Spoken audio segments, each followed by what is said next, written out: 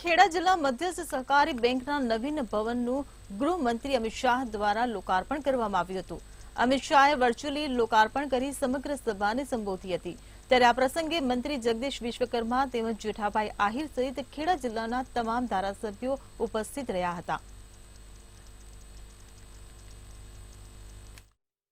દેશના પ્રથમ સહકારતા મંત્રી શ્રી અમિતભાઈ શાહ સાહેબના વરદ હસ્તે ખાસ વિશેષ ઉપસ્થિતિ એવા નાફેડના ચેરમેન અને વિધાનસભાના ઉપાધ્યક્ષ શ્રી જેઠાભાઈ આહિર અને તમામ ધારાસભ્ય મિત્રોની અધ્યક્ષતામાં આજે જ્યારે ખેડા ડિસ્ટ્રિક્ટ બેંક કેડીસીસીનું નવા બિલ્ડિંગનું લોકાર્પણ અને 76મી સાધારણ સભા આ બંને એક ઐતિહાસિક ઘટના છે।